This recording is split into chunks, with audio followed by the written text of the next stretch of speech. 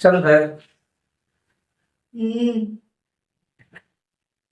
नमस्कार, हम स्वागत करते हैं आपके अपने YouTube चैनल की आंसर ऑनलाइन क्लास में। आज हम लोग देखते हैं कल की क्लास पिछले क्लासेस में अक्षीय स्थिति पर आधारित न्यूमेरिकल्स, अक्षीय स्थिति का व्यंजक और अक्षीय स्थिति पर आधारित न्यूमेरिकल के बारे में हम लोग अध्ययन किए थे। आज हम लोग देखेंगे कि निरक्षीय स्थिति में चुंबकीय क्षेत्र की तीव्रता का व्यंजक और उस पर न्यूमेरिकल। ठीक है, तो ये निरक्षीय स्थिति पहले कहते किसे है? बोर्ड साइड ऑन पोजीशन, यानी जब कोई बिंदु जिस पर चुंबकीय क्षेत्र की तीव्रता ज्ञात करनी है, चुंबकीय अक्ष के लंब अर्धक, इसको पढ़ेंगे लंब अर्धक होता है, यानी लंब अर्धक मतलब ये अर्धक मतलब इसका आधा, ये आधा पर लंब है। ठीक है, तो इस स्थिति को चुंबकीय सापेक्ष निरक्षीय स्थिति या अनुप्रस्थ स्थिति कहते हैं।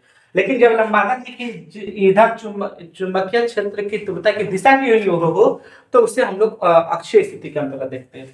ये माने एक क्षण चुंबक है, आगे है, जिसका ध्रुव प्राबल्य m है, छोटा m, तथा प्रभावी लंबाई 2l है। आपको पता है प्रभावी लंबाई कम होता है, चुंबक के दोनों छोर से कम होता है, 5/6 गुना होता है। इसके मध्य बिंदु O से r दूरी पर स्थित एक निरक्षीय स्थिति में P बिंदु लिया गया। इसका मध्य बिंदु यहाँ से r दूरी पर, ये r दूरी पर, ठीक है, एक बिंदु P लिया गया है। ठीक है, चलिए, जिस पर चुंबकीय क्षेत्र की तीव्रता ज्ञात करना कर लेंगे। अब n ध्रुव के कारण बिंदु पर चुंबकीय क्षेत्र क्या होगा? तो V1 बराबर लिखेंगे। ठीक है, अब इसको समझने का प्रयास कीजिएगा। आपको पता है कि नॉर्थ प्लस में होता है और नॉर्थ यहाँ नॉर्थ साइड है, ये नॉर्थ पोल है। ठीक है, तो ये ऐसे इधर की हो जाएगा, ये ऐसे जाएगा। कैसे?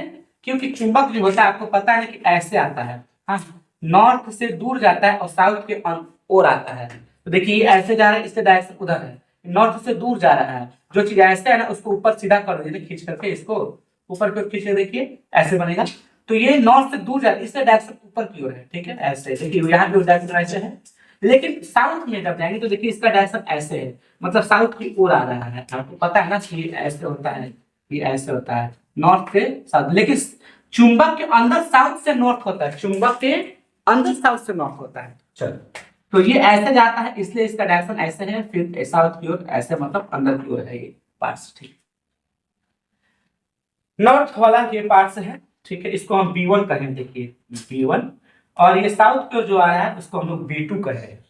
तो दिमाग लगेगा, ये sine theta B1 sine theta क्योंकि लंब होने का B1 साइन थीटा है, और ये आधार होने का B2 कोष्ठक, बट इसमें ऐसा व्याख्या नहीं है।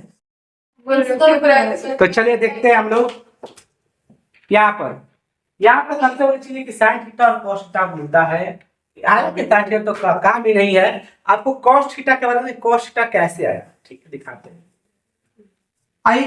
एक ध्रुव के कारण, एक ध्रुव प्राबल्य के कारण आपको चुंबकीय क्षेत्र की तीव्रता ये होता है μ0/4π ये ध्रुव प्राबल्य है। इसको कभी बड़ा एम से क्यों सूचित है? वो तो चुंबकीय द्विध्रुव है, qm घटा में r, ये दिख रहा है ना?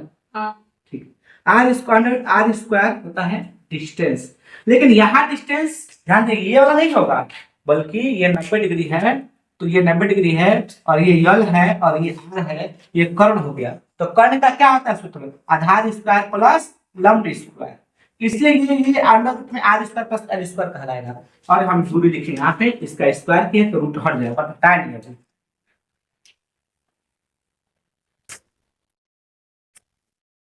चलिए आइए देखते हैं। तो उत्तरी ध्रुव के कारण, ये तो दक्षिणी ध्रुव होगा, दक्षिणी ध्रुव के कारण एक बिंदु पर परिणामी चुंबकीय क्षेत्र, तो B बराबर B2 जो होगा वो B2 μ0/4π बटा में अंडर रूट आजकल पास इसका स्क्वायर करके रूट हट जाएगा। ठीक है, चल एक और दो से दोनों का चुंबकीय क्षेत्र की परिमाण जो होगा वो आपस में बराबर होगा। अब क्यों बराबर होगा? क्योंकि पहले तो लंबार्धक पर है और बराबर डिस्टेंस पर है, इसलिए वहां पे ये दोनों का परिमाण, जितना इधर का परिमाण साउथ पोल के अनुसार जितना परिमाण आएगा, मैग्नीट्यूड आएगा, रिजल्टेंट आएगा, सेम उतने ही नॉर्थ ध्रुव के कारण भी आएगा। इससे दोनों का परिमाण मैंने मैग्नीट्यूड कर दिए, बराबर आएगा। ठीक है, परिणामी चुंबकीय क्षेत्र मतलब यहाँ पे B पर जो आपको दिखाएंगे, P के पास समय से रेखा फाड़ के B बिंदु किए हैं ना, B किए हैं, वहां B1 cos theta B1 cos theta, B2 cos theta, B2 की जगह यहाँ पर B1 लिखेंगे हम लोग, क्योंकि परिमाण का मतलब मैग्नीट्यूड है, मैग्नीट्यूड मतलब बराबर है यहाँ पे, तो B2 पर B1 रख देते तो B1 cos theta, B1 cos theta मतलब B1 cos theta. cos theta का सूत्र क्या होता है? तो अब देखिए ध्यान से हम यहाँ पे बता रहे हैं, समझिएगा। यहाँ पर एक है B1 sin थीटा, ठीक है, ठीक है। फिर इसके बाद यहाँ भी है B1 और यहाँ पर है B और यहाँ पर है B2, ठीक है। हम इसको जैसा ऐसे मिलाते हैं और यहाँ पर ऐसे फिगर होगा आपका, ठीक है, फिर इसके समांतर मिलाते हैं, ठीक। तो अब यहाँ पर ध्यान दीजिएगा, यहाँ पर जो कोण बनेगा वो क्या बनेगा, तो देखिए जेड बन रहा है, यहाँ पे थीटा कोण बनेगा, यहाँ पे थीटा कोण बनेगा, ठीक है। चलिए, तो ये ज्यादा दिमाग लगाने की आवश्यकता नहीं है।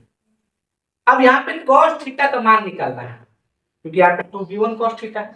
cos थीटा बराबर क्या होता है, आधार और बटा में कोण। आधार क्या होगा, आधार वही होगा जो आपका L का मान होगा, L होगा, L L, और कर्ण कौन होगा, वो तो सरलीकृत कि r square plus L square होगा। यही चीज यहाँ पे रखे हैं, देखिए b1 का वैल्यू इतना पहले से आया है, रख दिए, और cos का वैल्यू इतना रख दिए।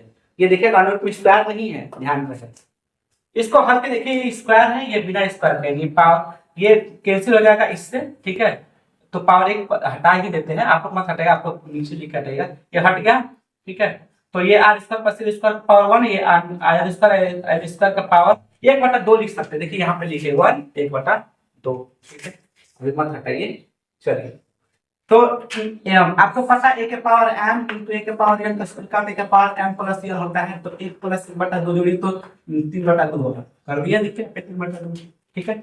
बाकी कॉपी कर ले, क्यों ये 2 बाहर के 2b cos थीटा जो था, 2 को बाहर किए थे ना, 2 को अंदर ले लेंगे, 2ql कर ले रहे हैं, देखिए 2qm, m मत पड़े, 2ql कर लेंगे, ये qm क्या ध्रुव प्राप्त होता है। 2ql पता क्या है, ये m का सूत्र बड़ा है, ध्रुव आघूर्ण का सूत्र है।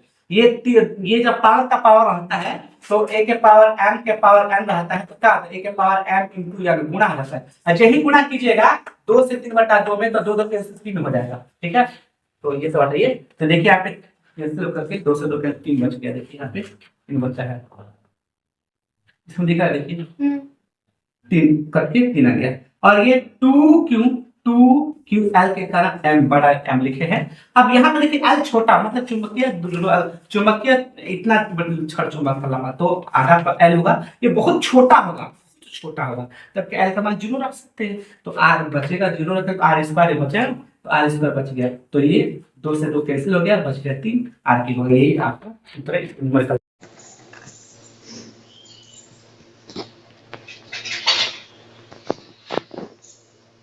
निरक्षीय स्थिति में चुंबकीय क्षेत्र की दिशा क्या होती है, निरक्षीय स्थिति में ऐसा कैसे बताया गया था, ये ध्यान देंगे, ऐसे होता है, ठीक है, नॉर्थ से साउथ की ओर, इसलिए एरो ऐसे होता है, ये ऐसे होता है, तो नॉर्थ से साउथ की ओर होता है।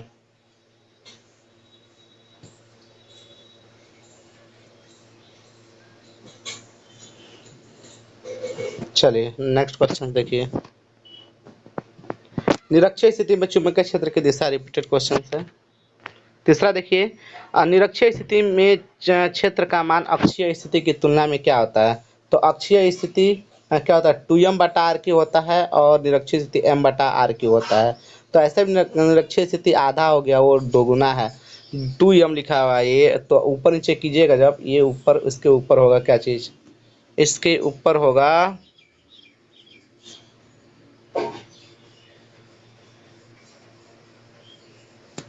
हाँ जी, इसके ऊपर होगा μ0/4π2m/r³, तो सब कट के 2/1, लेकिन यहाँ पे देखिए क्या लिखा, निरक्षीय क्षेत्र में अक्षीय स्थिति की तुलना में, अक्षीय स्थिति कहाँ रहेगा, नीचे, ठीक है, अक्षीय स्थिति कहाँ रहेगा, ये तो निरक्षीय स्थिति का है ना, तो निरक्षीय स्थिति का, अक्षीय स्थिति की तुलना, जिसकी तुलना में रखते हैं तो उसको नीचे रखते हैं, तो अक्षीय स्थिति क्या आता है, μ0/4π × 2m/r³, ये सब कैंसिल होकर 1/2 हो जाएगा, यानी 1/2 आधा। आइए देखते हैं कि दूरस्थ बिंदु पर निरक्षीय क्षेत्र किसके समानुपाती होता है? तो समानुपाती तो यम के होता है, द्विध्रुव आघूर्ण के समानुपाती होता है, लेकिन इंटू 1/r³ भी हो सकता है। तो वह हो नहीं सकता, यही होगा क्योंकि समानुपाती जब m द्विध्रुव आघूर्ण नहीं दिया है तो वह r³ के व्युत्क्रमानुपाती होता है, लेकिन 1/r³ कहेगा तो इसके समानुपाती होगा। तो ऑप्शन नंबर बी टिक कर लीजिए। चलिए, हालांकि वीडियो बना था लेकिन एडिट हो गया, डिलीट हो गया, क्या करें। लक्ष्य स्थिति में क्षेत्र की दिशा द्विध्रुव आघूर्ण के क्या होता है? विपरीत होता है, ठीक है, विपरीत होता है। और अक्षीय स्थिति में चुंबकीय द्विध्रुव आघूर्ण के अनुदिश होता है। देखिए, चुंबकीय क्षेत्र किस कारण उत्पन्न होता है? तो द्विध्रुव आघूर्ण के कारण होता है, चुंबकीय द्विध्रुव कारण होता है।